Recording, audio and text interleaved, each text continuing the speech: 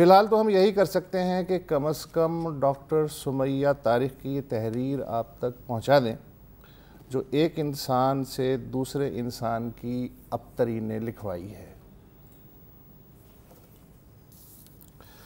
جب اس بچی کو سفید چادر سے ڈھانپ کے ایمبولینس کے ٹھنڈے آہنی اسٹریچر پہ لٹایا گیا تو آنکھوں کی پتلیاں ساکت تھیں، سردی بھی تو بہت تھی۔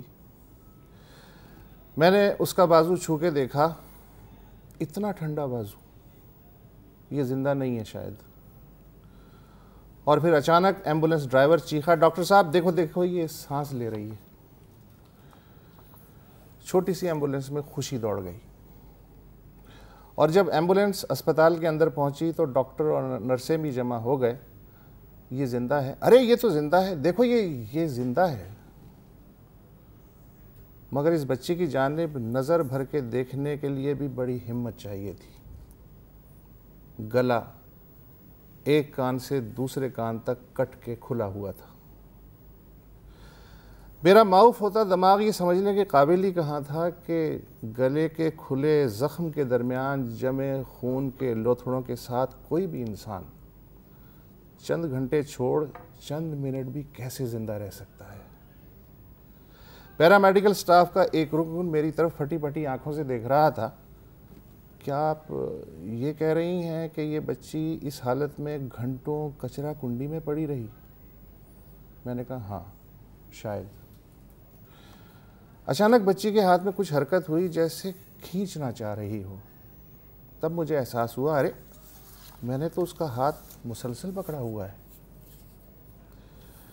میں نے اس بچی کو ڈھارس دینے کے لیے اس کے بازو پہ اپنا ہاتھ رکھا تو مجھے اس کی کلائی پہ ایک بھدا سا سیاہی مائل دھبا نظر آیا۔ ارے کلائی سے اوپر اتنا گہرا زخم۔ پھر مجھے احساس ہوا کہ بچی کے دھڑ سے نیچے کوئی لباس نہیں ہے۔ دیکھنے میں وہ 5-6 سال سے زیادہ کی ہو ہی نہیں سکتی، مگر میں نے تو اپنے میڈیکل کیریئر میں اس بچی سے بھی چھوٹے بچے ریپ کے شکار دیکھے ہیں۔ اتنے میں سرجن آ گئے اور انہوں نے گردن کے زخم کا تفصیلی معائنہ کرنے کے دوران کہا، اس کا بچ جانا معجزہ ہی ہے۔ جب اسے آپریشن تھیٹر کی طرف لے جایا جا رہا تھا تب بھی اس کا ہاتھ میری مٹھی میں تھا۔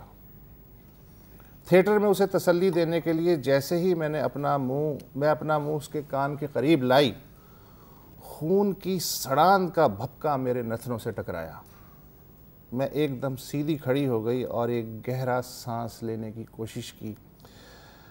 اس کے سرہانے کھڑے کھڑے میں صرف سوچ ہی سکتی تھی کہ وہ اذیت کے کن کن درجات سے اب تک گزر چکی ہوگی۔ اس کے لب پھڑپھڑائے، شاید کچھ کہنا چاہ رہی تھی مگر آواز ہی کہاں تھی۔ پھر اس نے اپنی آنکھیں بند کر لی۔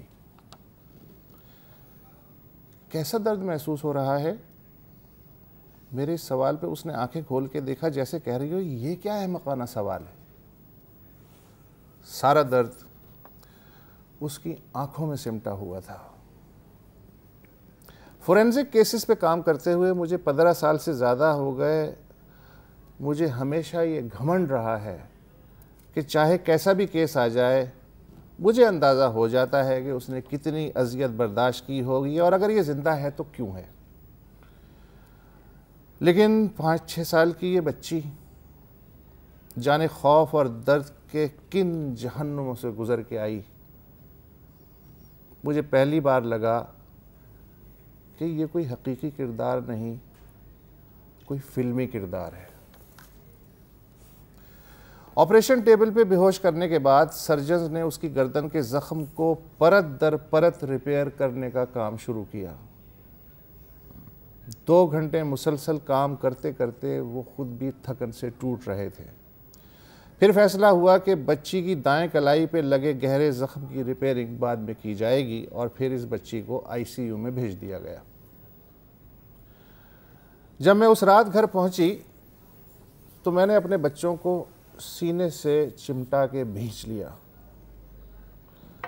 میں انہیں بتانا چاہ رہی تھی کہ تم میرے لیے کیا ہو، میں تم سے کتنا پیار کرتی ہوں۔ اگلے روز دوسری بار جب میں نے آئی سی یو میں جا کے اسے دیکھا تو اس نے آہستہ آہستہ آنکھیں کھولیں اور پھر میری طرف دیکھا اور پھر ایک خفیف سی مسکراہٹ اس کے لبوں پہ آ گئی۔ میں اس بچی کی ہمت، جرأت اور بہادری کا اندازہ لگانے سے اب بھی قاصر ہوں۔ ظاہر ہے جو اس پہ بیتی وہ شدید ذہنی دباؤ میں ہے، اسے واپس لانے کے لیے مسلسل نفسیاتی تھیراپی بھی درکار ہے۔ ماہرین نفسیات روزانہ اس کے اتار چڑھاؤ نوٹ کر رہے ہیں۔ جسمانی طور پہ بچی ماشاءاللہ روبہ صحت ہے، مگر روح کے زخم بھرنے میں لمبا وقت لگے گا۔ یہ خط ہے senior medical officer doctor Sumaiya Tariq کا، ڈان اخبار میں چھپا ہے۔